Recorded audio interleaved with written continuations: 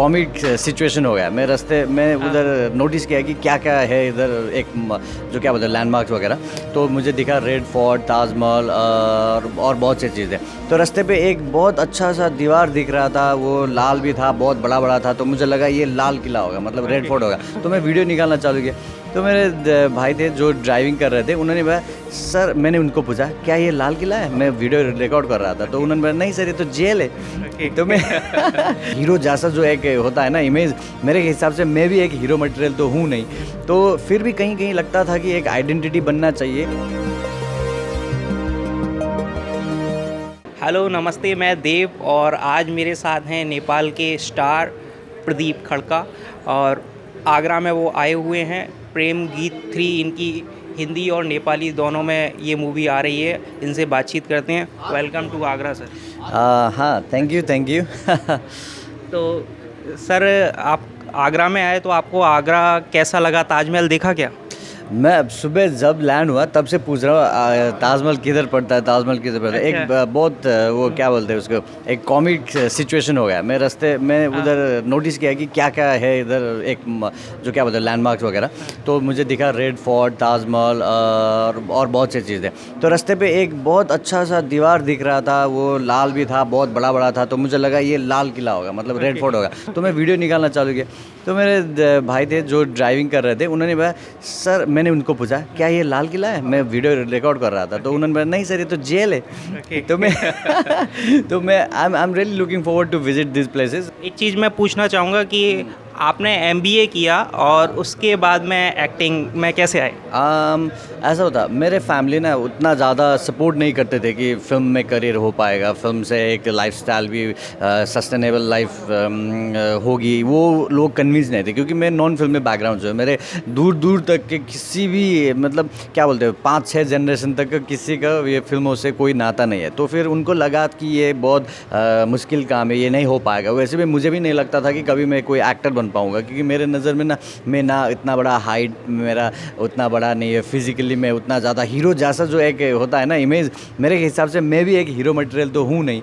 तो फिर भी कहीं कहीं लगता था कि एक आइडेंटिटी बनना चाहिए, और टीवी का होस्ट बोलूँ या फिर कोई भी म्यूज़िक वीडियो का मॉडल बनूँ, इन तरीके से कोई एक आइडेंटिटी बन पाए तो ट्राई करता हूँ, ये थॉट था मेरे अंदर। लेकिन फैमिली के लिए education basically most important part था। तो मैं साइड वाइज सुबह को कॉलेज जाता था और शाम को, दोपहर को, शाम को मैं ये ढूंढता था कि क्या कर सकता हूँ, क्या हो सकता है। तो इसी सिलसिले में 5-7 साल निकल गए, इधर पढ़ाई ख़त्म हुआ, इधर मेरे को फिल्म मिल गई। तो साइड वाइज चल गया। अब तो फिल्मों की तरफ बचपन से रुझान था क्या? मेरे ख्याल से हाँ, एक अगर एक स्पेसिफिक मोमेंट पूछते हैं तो है 1-2 मोमेंट जहाँ पे मुझे रियलाइज़ हुआ कि मुझे ये करना है।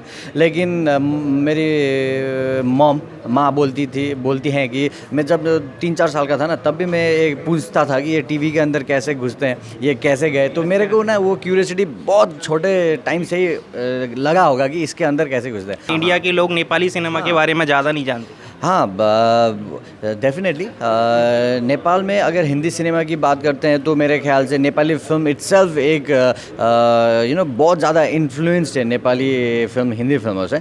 और यहीं के टेक्नीशियंस जाके यहीं से डायरेक्शन सीख के जा कर के उधर प्रोडक्शन चालू हुई। मेरे ख्याल से 100 साल से ऊपर की हिस्ट्री होगी, 70 साल की, अराउंड 70 से 100 साल होगी इंडियन फिल्म की हिस्ट्री। नेपाल में भी 50-60 साल की हिस्ट्री है। और मोस्ट ऑफ द टेक्नीशियंस और डायरेक्टर और क्रिएटिव पर्सन जो भी थे इंडिया से सीख के ही गए हैं, और वो फ्लेवर दिखती है अभी भी।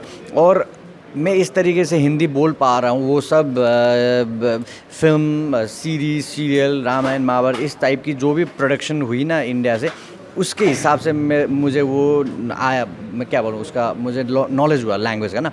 तो मेरे ख्याल से अगर नेपाली फिल्म भी, हमारे पड़ोसी इतने करीब है, हम इतने नज़दीक है, यहाँ के लोगों को हम दिखा पाए तो हमारी लाइफस्टाइल, कल्चर, लैंग्वेज, वो शेयरिंग होगी और ज़्यादा बॉन्डिंग होगी, एक दूसरे को समझने में और ज़्यादा आसानी होती, और ये रिलेशन और ज़्यादा स्ट्रेंथन होती मेरे ख्याल से। तो आर्ट, कल्चर एक ऐसी माध्यम हो सकती है जिससे हमारी रिलेशन और स्ट्रांग होगी। हिंदी सिनेमा की तरफ आपका कब से रुझान है और कितना पसंद करते हैं हिंदी सिनेमा? देखिए हमारी पॉपुलेशन बहुत छोटी है, बहुत छोटी जगह से बिलोंग करती है, 2-2.5 करोड़ की पॉपुलेशन है। लेकिन यहीं पे पास में आप देखो 130-140 करोड़ की पॉपुलेशन है।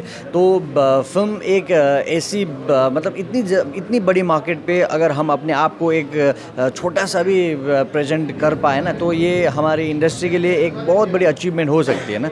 तो अभी तो इतना ज़्यादा मुझे नहीं लगता कि हम सब्सटैंशियल कुछ कर पा रहे हैं, लेकिन अगर इसी तरीके से सबका प्यार मिलता गया, सबका सपोर्ट मिलता गया और हमारे यहाँ पे 80 से 100 फिल्म बनती है साल में, लेकिन 1-2 बहुत अच्छी पिक्चर्स भी बनती है जो आप लोगों को पसंद आ सकते हैं। बॉलीवुड में आपको कौन सा एक्टर सबसे ज़्यादा पसंद है?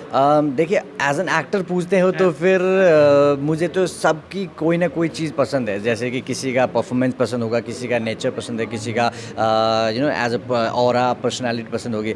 तो मैं ये नहीं बता पाऊँगा कि ये मेरे लिए बेस्ट है। अगर मैं एज एन ऑडियंस किसी को फेवरेबल मेरे को लगता तो मैं स्पेसिफिकली बता पाता, लेकिन एज एन एक्टर मुझे सबका कोई ना कोई चीज़ पसंद है। अब इंडिया में आप आ रहे हैं, प्रेम गीत 3 के बारे में बताना चाहें, हिंदी में हमारे दर्शक देख सकेंगे उसे। हाँ। इस बारे में ये कैसी फिल्म है, क्या है? ये ना एक इमेजिनरी वर्ल्ड की स्टोरी है।